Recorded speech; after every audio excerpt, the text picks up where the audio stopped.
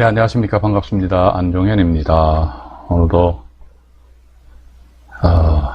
불철주야 경매 달인이 되시기 위해 가지고 노력하시는 여러분들에게 찬사의 말씀을 보내드립니다. 오늘 보니까 임장희 신님 1등 하셨네요. 반갑습니다. 박황룡님도 들어오셨고요. 박황룡님 어제 저랑 통화하셨죠, 그죠? 예. 도시는 무엇으로 사는가님 들으셨네요. 그 다음에 또 누구신가요? 알까기 대왕님 들으셨고, 주여사님, 백만선님 들으셨네요. 네, 대단히 반갑습니다.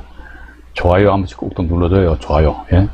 꼭 눌러주시면은 저는 더할 나위 없이 황공스럽게 생각을 하겠습니다. 자, 오늘 보니까 이제 24강이지요. 황소님 들으셨네요. 반갑습니다. 이 가등기에서 아직도 못 벗어나고 있습니다. 오늘 보니까 가등기 접근 방법에서 이제 세 번째란 말이죠.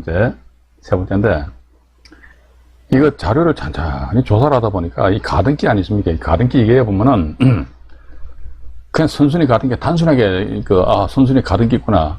유형이 단순한 게 아닙니다. 예. 어제 박황룡님이 저한테 전화 주신 가등기권자가 본등기 청구권에 의한 소유권 이전한 것이 아니고 다른 원인으로 소유권 이전했다 이거죠. 이랬을 적에는 순위 번호란이 틀리단 말이죠. 그런 경우도 순순히 가등기거든요. 또 두 번째 보니까 그 임차인이 전입 및 확정일자 바꾸리 기존에 공부를 한 내용인데, 전입 및 확정일자를 받은 상태에서 가등기가 설정됐던데 이 가등기가 때로는 봐서 말소가 안 되는 그런 경우도 없잖아요. 이 사례는 오늘, 아니면 또 오늘 이 다 말씀 못 드리면은요, 금요일 날, 11월 5일 날 또 말씀드릴게요. 우리가 속된 표현을 세월이 좀 먹습니까? 제가 급하게 나갈 필요도 없고, 제가 구다다다다다 해봤자, 제가 성격이 좀 급해요.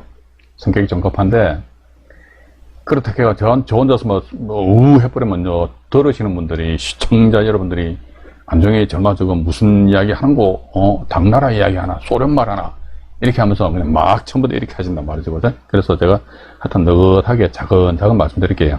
오늘도 보니까 저 자료를 좀 정리를 하다 보니까 지분경매 있잖아요. 물론 지분경매도 우리 이 실전경매 2편에서, 제가 다 까발려 드릴게요. 제가 맨날 말씀드렸잖아요. 그죠?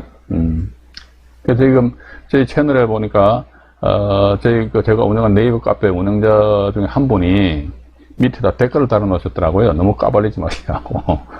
근데 오픈하고 안 하고 어디 있어요? 다 아는데, 조금만 건드리면 다 안단 말이죠. 그래서 이게, 근데 경매 공부를 좀 해보신 분들은요, 뭔가 살짝 이야기하면은, 감을 잡으셔요. 그런데 내공이 조금 약하신 분들은 뭐라 이야기해도, 저 사람이 좀 무슨, 말을 하는 건지, 제가 유튜브 상에서 다 오픈한다고 그러는데, 오픈 100%는 못 할 것 같습니다. 왜냐면요, 나름대로 개인에 대한 정보가 어느 정도 있단 말이죠. 그죠?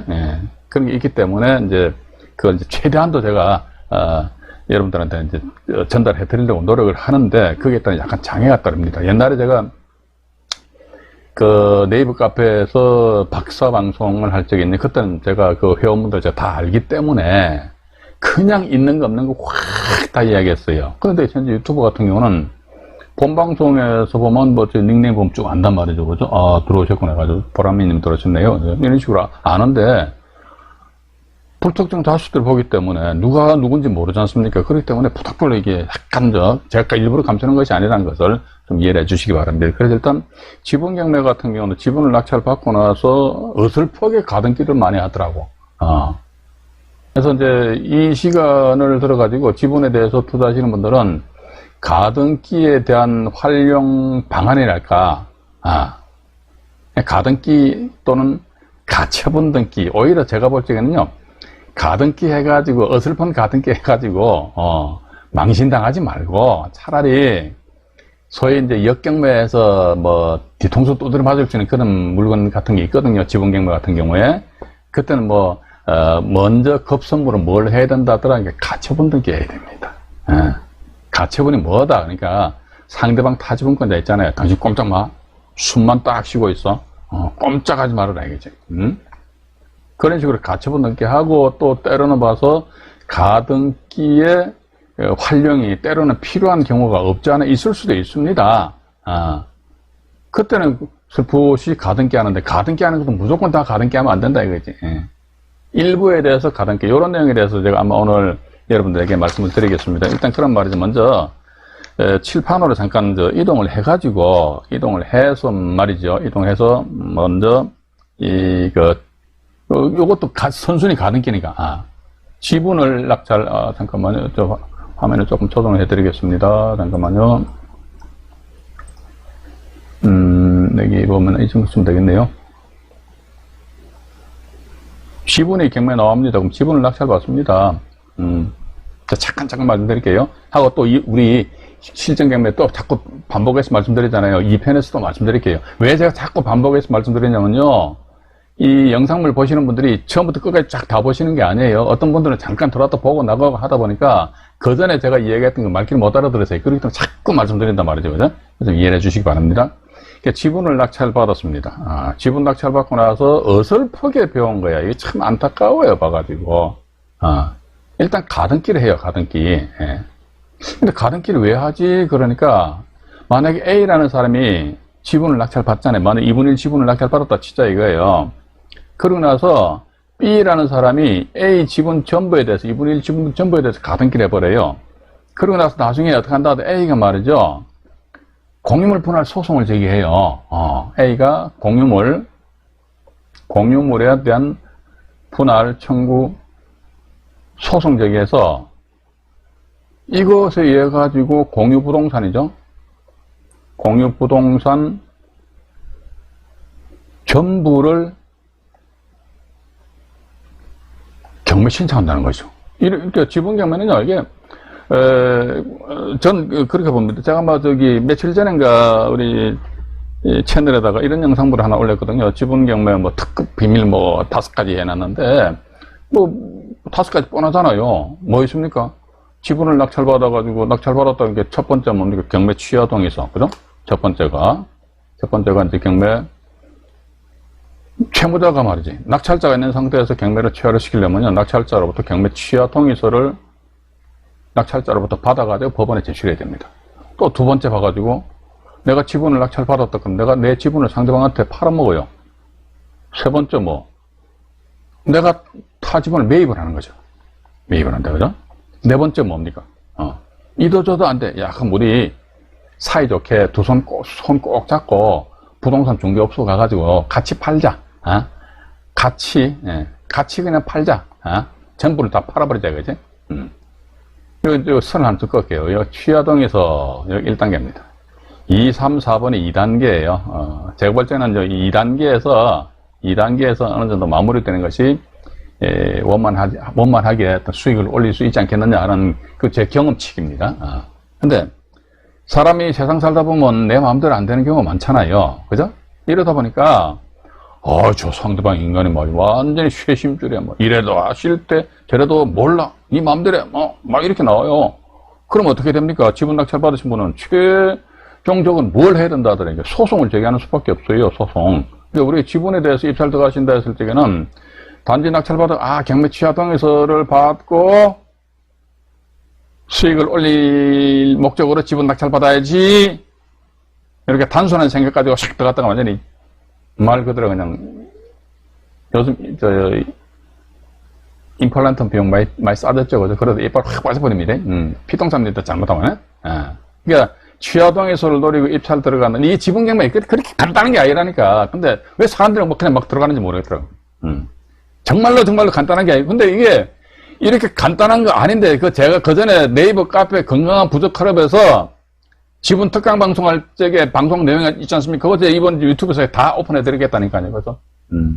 그래서 이걸 천천히 다 들어보시라는 거예요. 들어보신 상태에서 아마 특강 방송 들어보신 분들 잘 아실 거예요. 봐가지고 지분을 낙찰받았다 할지라도 임장 나가셔야 됩니다. 왜? 그러니까 노인네가 계셔가지고 부동산 등기부등본상 1920년생, 1925년생 이런 분들 또 등기부등본상에 계신단 말이죠. 와이구야, 참 대단히 고령자이시구나. 오히려 어떻게 보면 그 나이 드신 분이 살아 계신다면 괜찮은데, 만약에 등기부등본상에 살아 계시는데 현장 가보니까 돌아가실 수도 있는 거 아닙니까?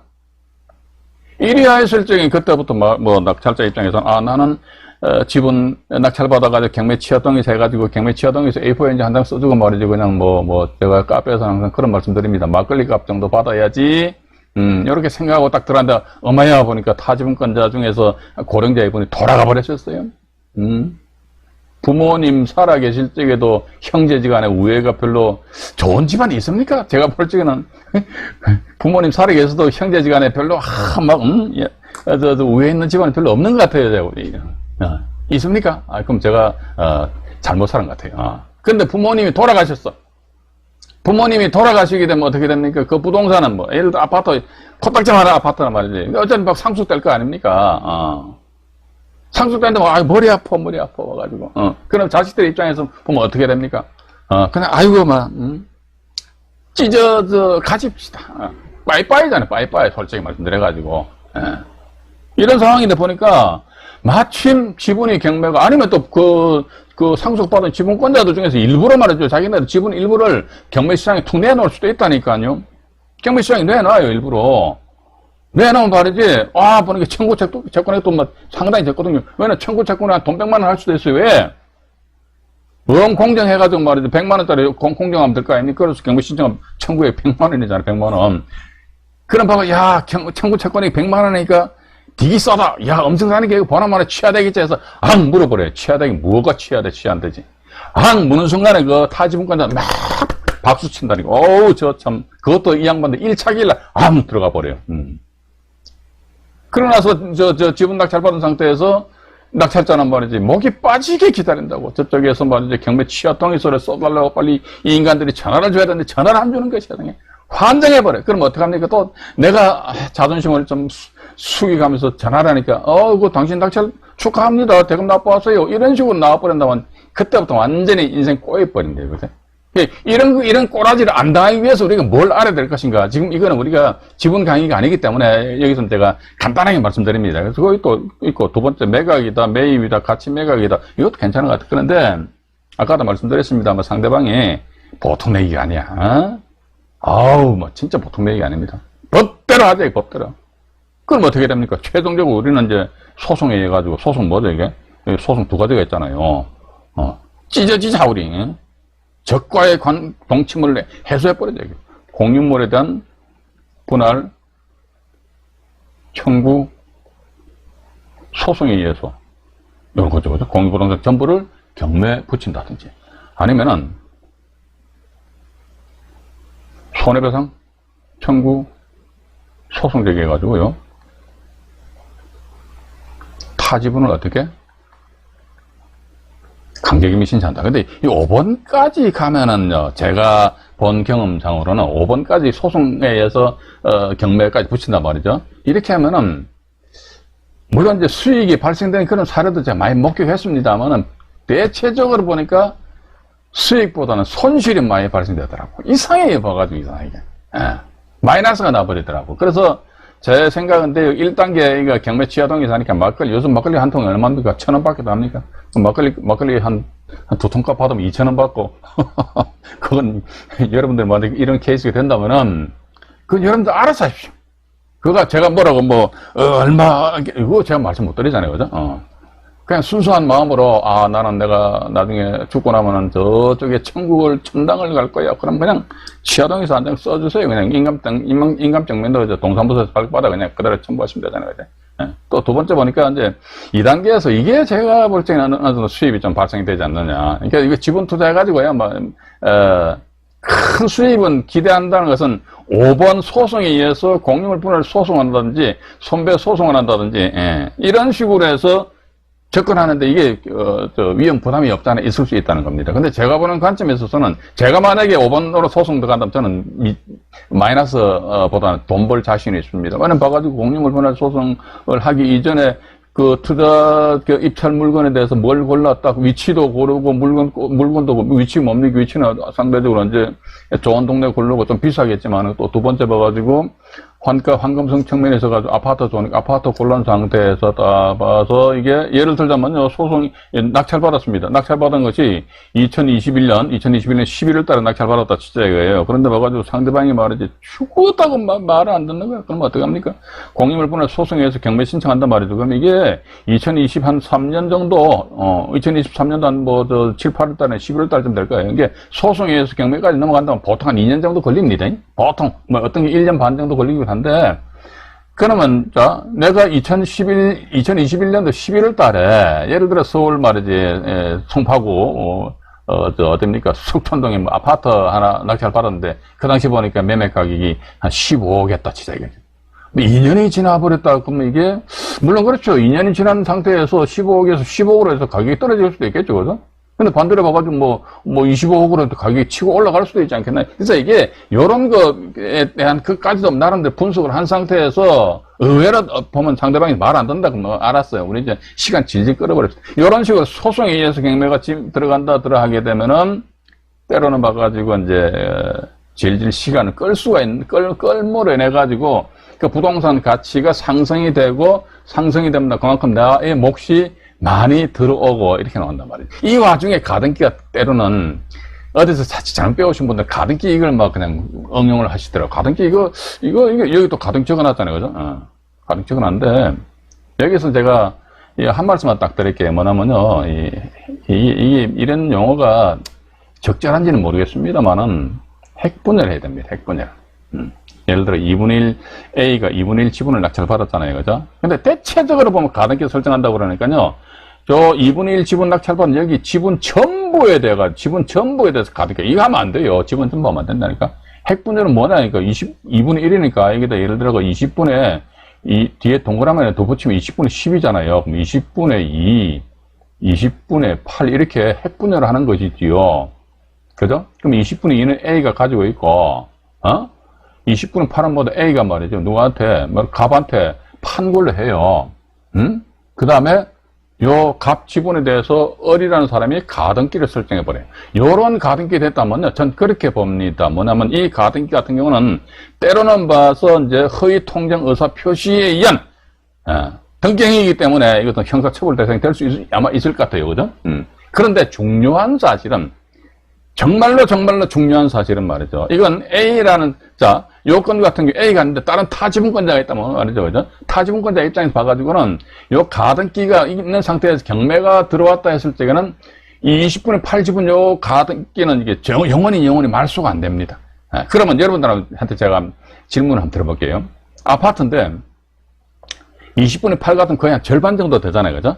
절반 정도에 해당되는 소유권이 소멸 안 되고 인수가 된단 말이지. 근데 경매시장에 정보가 나왔어요. 그러면은 경매정보지하고 법원에서 작성한 매각물건 명세서상에는 제가 천천히 말씀드릴게요. 우리 이제 이거는 그냥 겉으로 뭡니까 부동산 껍데기 보고 말이고 뭐 입지가 좋니 그거 이야기하는 게 아닙니다. 부동산 껍데기 백날 보면 뭐 맨날 말씀드리잖아요. 부동산 껍데기 백날 보고 뭐 저 현장 가가지고 촬영하고 그거 보면 뭐 할 겁니까 봐가지고. 부동산 안에 속이 완전히 썩어 문드러져 버렸는데. 그죠? 속이 문드러져 버렸는데, 그 속이 문드러진 그 자체는 모르고, 야, 물건 괜찮다. 낙찰 받았다. 근데 속이 문드러진 것이 나중에 뿅 나타났을 때 그때 여러분들 어떻게 하실랍니까? 여러분들 말이죠. 이게 전업으로 투자하시지 않는 이상은요, 1년에 제가 볼 적에 한두 건 낙찰 받으면 많이 받으세요. 어떻게 보니까 세금 이런 부분이 떡하니 버티고 앉아 있어가지고, 그렇게 뭐 많은 어떤 낙찰 건수를 올릴 수는 없거든요. 근데 하나 낙찰 받은데 아이고 이는 말이지 나의 인생에 태클 돌아버리네. 아이고 완전히 백태클 돌아버리네. 머리 아파 죽어요 정말. 그죠? 그래서 어떻게 보면은 경매시장에 부동산이 나왔다 그러면 그 부동산 저놈이 껍데기만 보면 뭡니까 페인트 칠하면 멋있잖아요. 리모델링하면 괜찮잖아요. 그죠? 그런데 그 안에 있는 속이 썩었는지 안 썩었는지 그건 뭐다 부동산 등기부 등본을 봐야 될 거 아닙니까? 근데 이놈은 뭐 부동산 등기부 등본조차 뭐가 뭔지 볼지도 모르고 이게 소위 권리분석인데 제가 그렇다 해서 제가 권리분석을 이게 권리분석 왔답니다. 이거 아닙니다. 권리분석은 기본으로 깔아놓고 그 다음에 어느 정도 권리분석에 대해서 여러분들이 자신이 있으시면 그때 나중에 이제 물건 자체에 대해서 접근을 하셔야 되지 않겠느냐 하는 그런 생각을 가지게 됩니다. 지금 채팅창 잠깐 보니까 많이 들어오셨네요. 남홍대위님 들어오셨고요. 정차장님 들어오셨네요. 최민현님 들어오셨고요. 귤나무님 들어오셨네요. 네. 떡갈비님 대찬인생님 들어오셨네요. 네. 어쨌든 많이들 들어오십시오. 많이 들어오셔가지고, 이런 데는 안정이네 하고, 비록 이제 우리가 온라인상이지만은 이게 서로 소통하는 거죠. 이게 대화를 나눌 수 있는. 그래서 뭐 한번 어제 박황룡님 저한테 전화를 주셨는데, 뭐 사건, 특히 경매 사건을 가지고 저한테 말씀해 주시면 좋을까. 딱 물건 찍어가지고. 물론 다른 채널에서 보니까 거기서 직접 그 채팅창에다가 경매 사건 번호를 입력해가 막 질문하고 그러더라고요. 근데 그건 제가 볼 때는 시간 낭비인 것 같아요. 그래서 이 방송을 들으시고 다음에 보다 구체적인 어떤 그 사건에 대해 내가 물건을 검색하다 보니까 이 물건이 조금 야마하다 그럼 전화 주시라니까 제가 짜증 안 내고 받고 제가 특히 사무실에 앉아 있으면요 경매 정보지를 딱 펼쳐놓고 나서 어제 박황룡님이죠 하고 상담할지 말씀드릴지 그런 이야기 했어요. 뭐 경매 정보지 딱 보고 요건 그렇게 기다 아니다 이렇게 말씀드렸거든요. 그런 식으로 이제 어쨌든 소통을 함으로 인해서 여러분들이 어떤 그 실전적인 감각을 제고하셔야 될 거 아닙니까? 그래? 그래서 여러분들도 돈 버시라니까 돈 버셔가지고 입 싹 닦아도 저는 뭐 여러분들 입을 닦았는지 안 닦았지 제가 알 방법이 있습니까? 없습니까? 없잖아요, 그죠? 어쨌든 봐가지고 저와 인연이 돼가지고 인연 다 하신 분들이 전부 다 어떻게 좋은 결과가 나타나면 저야 좋죠, 뭐. 그죠? 일단 그렇게 보시고요. 자, 다시 말씀드리겠습니다. 이게 보시니까, 이게, 이런 식으로, 이거죠.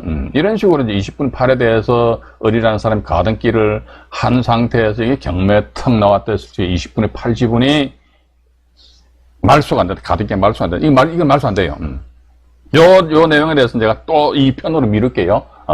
이번 시간에 가등기에 대한, 지분 경매에 대해서 말씀드리는 시간이 아니니까.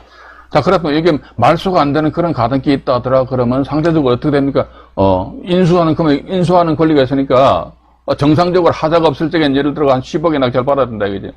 하자가 있다 하더라 그러면 인수한다 20분에 파니까 그건 절반 정도의 권리가 날아가는 거 아닙니까? 그죠? 그럼 이거 어떻게?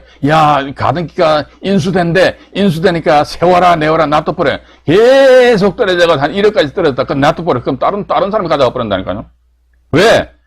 다른 사람이 1억에 낙찰을 받고 나서 20분에 8지분 끊자 절반 정도 되잖아요. 절반에 한 5억 정도 해당되잖아요. 5억 정도 되는데, 이 사람한테 이야기하는 거죠. 봐가지고, 5억 줄게 내가 좋아. 그러면 5억 줄게, 그럼 1억에다가 5억 줄게 하는 5억 플러스면 얼마입니까? 6억이 되니까 결국 10억짜리를 6억에서 상대방이 가져가는, 그럼 결국 좋은 일만 시키는 그런 결과가 되잖아요. 그죠? 그래서 일단, 인수되는 가등기를 만들어 놓은 상태에서 경매 절차를 계속적으로 예의주시라는 거죠. 예의주시해가지고 어느 적정선에서 내가 들어가서 낙찰 받아야 되죠. 내가 들어가서 낙찰 받고 내가 가등기는 내가 말소해버려야 돼. 이런 추순 나간다면은 물론 그렇습니다. 가등기 먼저 말소했을 적에 요거 말씀드릴 때 제가 솔직히 좀 조심스러워요. 근데 이런데 이제 오해는 하지 마십시오. 제가 여러분들한테 이렇게 써먹으라고 하시는 게 아닙니다. 이런 식으로 역경매 대상 물건일 경우는 상대방이 지분 낙찰받은 나한테 이런 식으로 할 수가 있다는 것이죠. 만약에 이런 식으로 상대방이 해버린다면요, 지분 낙찰자 있지 않습니까? 낙찰 받으시면요, 정말로 내가 왜 말이지 경매 이걸 알았는지 평생 한번 후회할 수도 있을 것 같아요. 잘못하면 이혼당합니다. 제가 맨날 얘기하잖아요, 그죠? 그래서 그런 꼬라지를 당하지 마시라고 말씀드리는 것이지, 여러분들이 낙찰 받아가지고 이런 식으로 핵분열 해가지고 가등기 해가지고 경매 집어넣고 낙찰 받아가지고 이 가등기를 말소하세요. 여러분들한테 이게 하시라는 게 아닙니다. 그죠? 뭐, 이용하실 분들은 뭐 하시든지, 뭐, 마음대로 하십시오. 물 한 잔 마시겠습니다. 네. 자, 일단 그렇게 이제 말씀드리고 났어요. 자, 요걸 잠깐, 화면을 좀 지워버리겠습니다. 처음부터 다.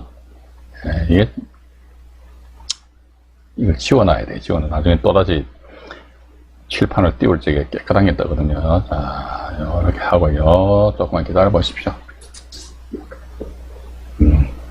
저번에 수요일과 금요일만 방송할 땐 그래도 좀 여유가 있었는데, 이제 월, 수, 금을 하니까요, 막, 조금 빡빡빡한 것 같아요, 봐가지고.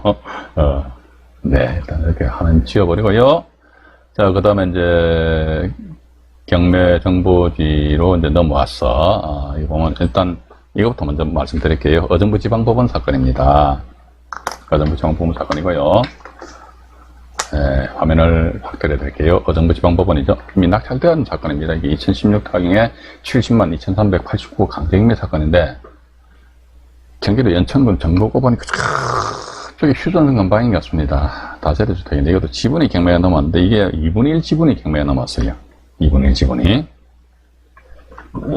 잠깐만요. 2분의 1 지분이 경매 나왔는데, 여기 보시게 되면은, 1차 가격이 2분의 1 지분인데 2,550만 원이에요.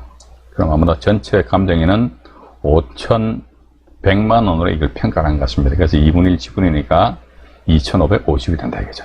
여기서 한번 유찰되고 3,000메가길래 해가지고 1,551만 9천 원에 이건 아마 일반 개인은 아니겠죠. 그죠? 한 땡땡땡 보니까 이제 법인에서 이제 낙찰을 받아간 것 같아요. 지분. 이게 이제 2분의 1 지분을 낙찰 받았습니다. 일단. 여기서 이제 시작하는 거예요. 2분의 1 지분 낙찰 받아가지고, 그 다음에 이분들 가등기를 했는데, 여기 보시면은 일단 먼저, 대3주택의 305호, 305호만 기억하십시다. 대3주택, 연천군 전곡리 대3주택 305호, 305호만 기억하시자 이거죠. 그래서 밑으로 잠깐 또 내려가 볼게요. 내려가 보니까, 권리관계는 이래요. 권리관계는 보시면은, 건저당권이 설정된 상태에서 소유권을, 아마 이분들은 이제 저당권을 안고 매입을 한 것 같아요. 국자본이 국민은행 같네요. 그 상태에서 압류가 3건 들어오고, 그 다음에 강제경매해서 또 개인이 아닌 법인 같은데 말이죠. 이게 480만 원을 받으려고 경매 신청을 하였다. 이 강제경매인데 사실 그때 지분 2분의 1 지분에 대해서 강제경매입니다. 이게 정보적으로 또 표시가 조금 위협하네요. 위로 잠깐 올라가 볼까요? 올라가 보면 여기 나와 있잖아요. 토지, 건물 뭡니까? 지분 매각이 이렇게 나와 있죠, 그죠? 지분 매각이기 때문에 지분이 경매가 넘어왔다는 것입니다. 자, 그러면요, 지금 제가 말씀드리는 내용은요, 그전 다른 영상물에서도 수차 말씀 많이 드렸습니다. 지분이 이게 2분의 1 지분인데, 2분의 1 지분이 경매 넘어왔다 이거죠. 2분의 1 지분이 경매 넘어왔다 했을 적에 만약에 경매 대상 소유자가 만약에 소유권이 A다 그러면 A와 B라는 사람도 타지분권자란 말이죠. 이랬을 적에는 타지분권자 명의의 어떤 저당권이나 가압류 등의 어떤 권리가 있는가? 여기 있잖아요. 국민은행 1,300만 원에서 130% 설정했다 그러면요, 원금은 돈 1,000만 원 되겠다, 그죠? 1,000만 원 정도 되는데 1990년도니까 원금도 좀 갚았는지는 모르겠네요. 이 상태에서 보니까 어쨌든 봐가지고 A와 B 이 사람들을 대상으로 해서 국민은행의 저당권 효력이 미쳐버린단 말이죠. 이러했을 경우는 소위 역경매, 상대방에서 핵분열에 의해서 가등기하고 이런 짓거리를 못해요. 자, 왜 못하느냐, 이게 국민은행이 있죠, 그죠? 그럼 A와 국민은행 저당권은요, A와 B에 대해서 효력이 미친다는 거죠. 왜 미친다는 거죠? 왜냐면 소유권이 A와 B니까, 소유자가 이제 A와 B란 말이죠. A와 B니까 국민은행 저당권이 여기 A, B에 대해서 효력을 미쳐요. 그런 상태 만약에 이 사람들이 이자를 제대로 안 낸다더라, 그럼 국민은행에서 저당권 실행 임의경매 신청해 버린다고. 그런데 또 다른 제3자가 이 강제경매 신청, A 요 지분만 강제경매 신청했다 이게. A 지분만 강제경매 신청해가지고 아까 보니까 무슨 법인에서 이 지분을 낙찰 받았잖아요, 그죠? 법인에서 지분을 낙찰 받았다더라. 그럼 보니까 이제 요 A에 대한 요건 소위 이제 저당권 변경 등기 이런 식으로 해서 저당권 변경이 됩니다. 저당권이 이제 변경이 된 상태에서 이 사람 이제 혼자 이렇게 남아있는 상태인데, 저당권이 B에도 미쳐버리잖아요. 이때는요, 소위 역경매 할 수가 없어요. 왜 그러냐, 그러니까, 보세요. 저당권이 90년 12월 달이죠. 90년도 12월 달에 국민은행에 저당권이 이미 설정되어 있잖아요. 그죠? 그런데 이 사람에 대한, 그러니까, 요것도 먼저 말씀드릴게요. 지분 경매에 대해서 권리 분석은 어떻게 한다더라. 예를 들자면요, A와 B 있는 상태에서 A 지분을 만약에 갑이라는 사람이 지분을 낙찰받았습니다. 그러면 여기에 대해서 어떤 그 권리 분석은 어떻게 하느냐니까 각각 각계 전투식으로 해야 됩니다. 요 사람 것만 가지고 해야 돼요. 그러니까 요 보면 B에 대해서 국민은행 저당권 설정되잖아요, 그죠? 그 다음에 어떤 뒤에 압류 이런 것도 아마 변경 등기 될지 모르겠는데 어쨌든 그 뒤에 봐가지고 내가 유튜브 상에 안종현 경매 TV에 그 안종현이가 이야기하는 거 들어보니까 핵분열에 의해 가지고 말이지 가등기 하면 된다 하더라 가지고 해서 친구야 와 그러니까 나 2분의 1이니까 이제 20분의 10 해서 제가 조금 전에 이야기도 했잖아요. 20분의 10이니까 친구야 와 내가 20분의 2 가지고 있고 친구네는 20분의 8 가지고 있고 여기에 대해서 네가 가등기를 한번 해봐라. 알았다. 근데 어쨌든 이게 나중에 우리가 보이자. 나중에 이 지분, 2분의 1 지분을 낙찰받은 사람이 이 부동산 전부를 이 처음 들으시는 분들 좀 정리가 안 되십니다. 정리가 안 되시는 분들은 이 영상을 다시 몇 분 보세요. 어쩔 수 없어요. 근데 나 지분 경매 안 할 거야. 그럼 보지 마세요. 안 할 건데 뭐 봅니까? 복잡하게 맞죠. 그죠? 근데 기왕이면은 알아두시는 게 좋습니다. 그래 좀 나중에 언젠지 모르겠지만 저랑 만났을 적에 소주 한잔 먹으면서 입하고 대화가 될 거 아닙니까? 뭔 말인지도 몰라. 그럼 대화가 안 되는 거지. 뭐. 그래서 다 여기 보니까 알았다. 가는 게 했어요. 근데 갑이란 사람 말이지 B하고 대화를 하는데 대화가 안 되는 거야. 제 인간이 막 완전히 막 고집불통이야. 그러면 갑은 어떡합니까? B를 상대로 해가지고 뭐하죠? 공유물분할 소송 제기할 거 아닙니까? 그죠? 공유물분할 소송 제기해서 법원으로부터 판결문 받아가지고 공유부동산 전부를 경매에 집어넣어버리는데 이랬을 적에 B에 대한 권리관계 뭐다? B 지분에 대한 어떤 말소기준 권리 뭐냐? 국민은행 이거잖아요. 죽어! 가등기는 어떻게? 죽어! 다 죽어버리잖아. 그죠? 국민은행이 죽어버리면 이게 국민은행보다 가등기가 나중에 있으니까 당연히 후순위니까 당연히 죽어버리는 거야. 이게 그렇기 때문에 지분이 경매에 나왔다 했을 적엔 항상 타지분권자를 딱 예의주시하셔야 됩니다. 타지분권자 예의주시해가지고 보니까 이거 보니까 최 선수님 뭐 저당권이 뻑하니 설정되어 있다고. 그때는요 이런 식으로 가등기하고 웃기는 소리 하지 말아. 해봤자 만지 그 허당이 아무런 의미가 없어요. 아무런 의미가 없다는 거거든. 또 아니면요 갑이라는 사람은요 공유물 분할 청구 소송에 의해서 공유부동산 전부를 경매에 붙일 수도 있지만 갑은 말이지 B를 상대로 해가지고 손해배상 청구 소송 제기합니다. 왜 손해배상 청구냐 그러니까 갑은 말이죠 뭐 빌라면 빌라에 대한 2분의 1 지분에 대한 어떤 소유권 권리를 가지고 있잖아요. 그죠? 가지고 있는데 B 사람이 말이지 자기 전부를 다 쓰고 있다 이거죠. 그러면 나머지 어쨌든 이 빌라의 절반은 내 건데 말이지 당신들은 공짜로 쓰잖아요. 공짜로. 그죠? 그럼 당신들의 점유는 뭔 점유입니까? 이 사람들의 점유는 엄밀히 따진다면 빌라였다. 절반만 딱 점유를 해야 된다고. 안방도 반만 점유해야 되겠죠? 화장실도 반 점유해야 됩니까? 그건 아니고. 어쨌든 봐가지고 반만 점유 써야 되는데 당신들 전부 써니까 이건 뭐다. 나머지요 나의 지분에 대한 점유는 뭐다. 당신들 점유 무슨 점유? 불법 점유잖아. 불법이잖아. 불법 점유죠. 그죠? 적법한 점유는 아니잖아요. 그죠? 그 불법 점유니까 당신들은 불법 행위죠. 불법 행위.